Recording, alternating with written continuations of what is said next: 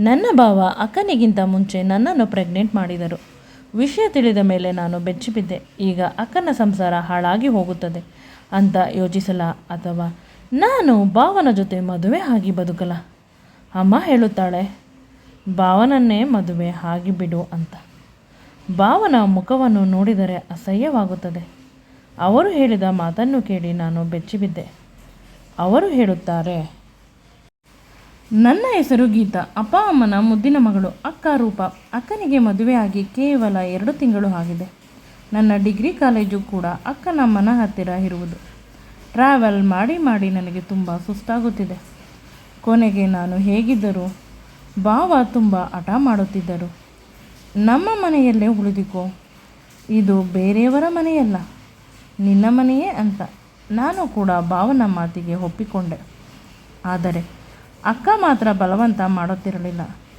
ಹೊಸದಾಗಿ ಮದುವೆ ಆಗಿದ್ದೇನೆ, ಅತ್ತೆ ಮಾವ ಏನು ಅಂದುಕೊಳ್ಳುತ್ತಾರೆ ಅನ್ನುವ ಭಯ. ಭಾವನ ಆಸೆಯಂತೆ ಅವರ ಮನೆಗೆ ಶಿಫ್ಟ್ ಆದೆ. ಅಕ್ಕ, ನಾನು ಮತ್ತು ಭಾವ ಫ್ರೆಂಡ್ಸ್ ರೀತಿ ಇದ್ದೆವು. ಅವರ ಮನೆಗೆ ಅಡ್ಜಸ್ಟ್ ಆಗಲು ನನಗೆ ಅಷ್ಟೊಂದು ಕಷ್ಟವಾಗಲಿಲ್ಲ.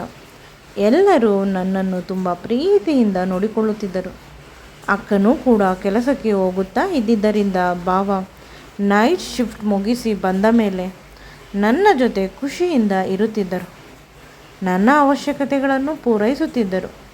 ನಾವಿಬ್ಬರು ತುಂಬ ಕ್ಲೋಸ್ ಆಗಿದ್ದೆವು. ಭಾವನ ಅಪ್ಪ ಅಮ್ಮ ತೀರ್ಥಯಾತ್ರೆಗೆ ಹೋದರು. ಈಗ ನಾನು, ಅಕ್ಕ, ಭಾವ ಮೂವರೇ ಇರುವುದು. ಭಾವ ನೈಟ್ ಶಿಫ್ಟ್ ಮುಗಿಸಿ ಬಂದಿದ್ದಾರೆ, ನನಗೆ ತುಂಬ ತಲೆನೋವು ಅಂತ ಹೇಳಿದ್ದಕ್ಕೆ ಅವರ ಕೈಯಾರೆ ಕಷಾಯವನ್ನು ಮಾಡಿಕೊಟ್ಟರು.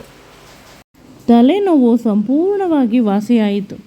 ಪ್ರತಿ ಬಾರಿಯೂ ತಲೆನೋವು ಬಂದಾಗಲೂ ಭಾವ ನನಗೆ ಇದೇ ರೀತಿ ಕೇರ್ ಕೊಡುತ್ತಿದ್ದರು. 2 ತಿಂಗಳಾದರೂ ನಾನು ಪಿರಿಯಡ್ಸ್ ಆಗಿಲ್ಲ. ಡೌಟಿಂದ ಪ್ರೆಗ್ನೆನ್ಸಿ ಚೆಕ್ ಮಾಡಿದಾಗ ಅದು ಪಾಸಿಟಿವ್ ಬಂತು. ಅದು ಹೇಗೆ ಸಾಧ್ಯ? ಯಾರನ್ನು ಮುಟ್ಟಿಲ್ಲ ನಾನು.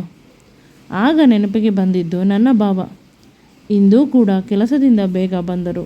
ಆದರೆ ನಾನು ಕೋಪದಿಂದ ಅವರ ಕಾಲರನ್ನು ಹಿಡಿದುಕೊಂಡು, ನನ್ನನ್ನು ಪ್ರೆಗ್ನೆಂಟ್ ಮಾಡಿದ್ದೀರಾ?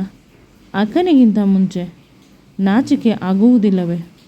ಅಕ್ಕನಿಗೆ ಹೇಳುತ್ತೇನೆ ಅಂತ ಗಲಾಟೆ ಮಾಡಿದೆ. ಅವರು ತನಗೆ ಏನೂ ತಿಳಿದಿಲ್ಲ ಅನ್ನುವ ರೀತಿ ಇದ್ದರು. ಭಾವನ ಜೊತೆ ಜಗಳವಾಡುತ್ತಾ ಸುಸ್ತಾಗಿ ಕೆಳಗೆ ಬಿದ್ದೆ. ಪ್ರಜ್ಞೆ ತಪ್ಪಿದ್ದು ಮಾತ್ರ ನನಗೆ ನೆನಪಿರುವುದು. ಎಚ್ಚರವಾದಾಗ ನಾನು ಆಸ್ಪತ್ರೆಯ ಹಾಸಿಗೆ ಮೇಲೆ ಇದ್ದೆ. ನನ್ನ ಎದುರುಗಡೆ ಅಕ್ಕ, ಭಾವ, ಅಪ್ಪ, ಅಮ್ಮ ಎಲ್ಲರೂ ಇದ್ದರು. ನಾನು ಅಕ್ಕನ ಕೈಯನ್ನು ಹಿಡಿದುಕೊಂಡು ಅಳುತ್ತಾ, ನಿನ್ನ ಸಂಸಾರವನ್ನು ನಾನು ಹಾಳು ಮಾಡಿದೆ. ನನಗೆ ತಿಳಿಯದೆ ಭಾವ ನನ್ನನ್ನು ಹಾಳು ಮಾಡಿ ಪ್ರೆಗ್ನೆಂಟ್ ಮಾಡಿದ್ದಾರೆ.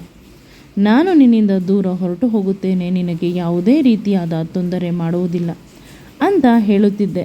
ಆಗ ಅಕ್ಕ ನನ್ನನ್ನು ಗಟ್ಟಿಯಾಗಿ ತಬ್ಬಿಕೊಂಡು, ಅಯ್ಯೋ ಹುಚ್ಚಿ, ಆ ರೀತಿ ಏನೂ ಆಗಿಲ್ಲ.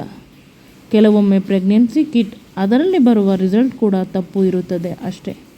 ಸ್ಕ್ಯಾನಿಂಗ್ ಮಾಡಿಸಿ ಆಯಿತು. ನಿನಗೆ ಹಾರ್ಮೋನ್ಸ್ ಇಂಬ್ಯಾಲೆನ್ಸ್ ಇರುವುದರಿಂದ ಪೀರಿಯಡ್ಸ್ ಲೇಟ್ ಆಗಿದೆ ಅಷ್ಟೇ.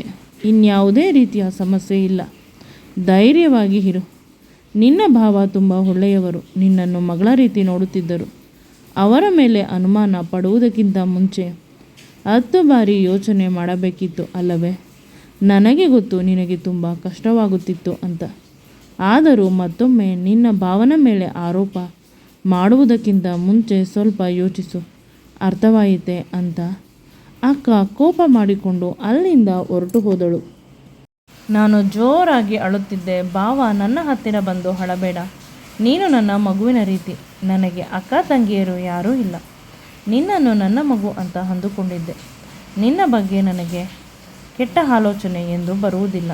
ಭಾವ, ನೀವು ಕಷಾಯ ಕೊಟ್ಟಾಗ ನನಗೆ ನಿದ್ದೆ ಬರುತ್ತಿತ್ತು. ಆಗ ಏನಾದರೂ ಹೆಚ್ಚು ಕಡಿಮೆ ಆಗಿರಬಹುದು ಅಂತ ಅಂದುಕೊಂಡೆ. ಕಷಾಯ ಮಾಡಬೇಕಾದರೆ ಸ್ವಲ್ಪ ನಿದ್ರೆ ಬರಲು ಆಯುರ್ವೇದದಲ್ಲಿ ಇರುವ ಔಷಧಿಯನ್ನು ನಾವು ಮಿಕ್ಸ್ ಮಾಡುತ್ತೇವೆ. ನಿನಗೆ ಗೊತ್ತೂ ಅಲ್ಲವೇ, ನಾನು ಆಯುರ್ವೇದದಲ್ಲಿ ಮಾಸ್ಟರ್ಸ್ ಮಾಡಿದ್ದೇನೆ ಅಂತ. ನಿನ್ನ ಅಕ್ಕನನ್ನು ನಾನು ಸಮಾಧಾನ ಮಾಡುತ್ತೇನೆ. ಈಗ ಬೇಸರವಾಯಿತು ಅಂತ ಮನೆಯನ್ನು ಬಿಟ್ಟು ಹೋಗಬಾರದು. ನಿನ್ನ ಎಜುಕೇಷನ್ ಕಂಪ್ಲೀಟ್ ಆಗುವವರೆಗೂ ನನ್ನ ಮನೆಯಲ್ಲಿ ನನ್ನ ಮಗುವಿನ ರೀತಿ ಇರಬೇಕು, ಅರ್ಥವಾಯಿತೆ ಅಂತ ಹೇಳಿದರು. ನಾನು ಭಾವನ ಕಾಲನ್ನು ಹಿಡಿದುಕೊಂಡು ಕ್ಷಮೆ ಕೇಳಿದೆ. ಇದರಿಂದ ತಿಳಿಯುವುದು ಒಂದೇ, ಪ್ರತ್ಯಕ್ಷವಾಗಿ ಕಂಡರೂ ಪ್ರಮಾಣಿಸಿ ನೋಡಬೇಕು ಅಲ್ಲವೇ? ಈ ವಿಡಿಯೋ ನಿಮಗೆ ಇಷ್ಟವಾಗಿದ್ದಲ್ಲಿ ನನ್ನ ಚಾನಲನ್ನು ಲೈಕ್ ಮಾಡಿ, ಶೇರ್ ಮಾಡಿ ಮತ್ತು ಸಬ್ಸ್ಕ್ರೈಬ್ ಮಾಡಿ. Thank you.